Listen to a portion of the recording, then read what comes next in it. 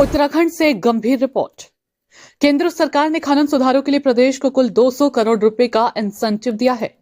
अक्टूबर में 100 करोड़ और नवंबर में अतिरिक्त 100 करोड़।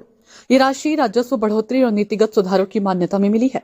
सरकार का दावा है कि अवैध खनन पर पूर्ण रोक और सब कुछ नियंत्रण में है, लेकिन जमीनी हकीकत खासकर ढालीपुर में कुछ और ही कहानी बयां कर रही है। यहाँ आवंटित खनन पट्टी की लीज सीमा से बाहर बड़े स्तर पर अवैध खनन चल रहा है।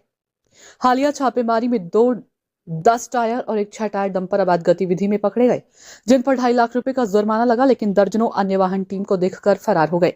ये साफ इशारा है कि माफिया कितने बेखौफ हो चुके हैं।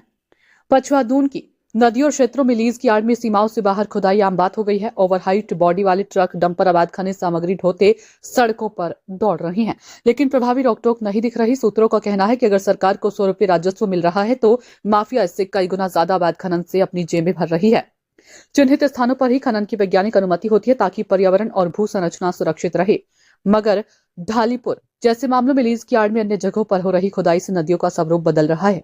ढलान अस्थिर हो रही है, जिसका खामियाजा आने वाली आपदाओं के रूप में प्रदेश की जनता भुगतेगी।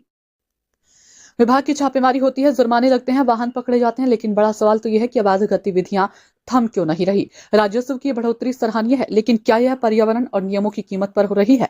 सरकार और प्रशासन से उम्मीद है कि राजस्व के साथ साथ सख्ती से अवैध खनन पर अंकुश लगेगा, ताकि हिमालयी राज्य की नाजुक परिस्थिति की सुरक्षित रहे। सच्चाई सामने लाना जरूरी है, क्योंकि आने वाली पीढ़ियां इसका हिसाब मांगेंगी।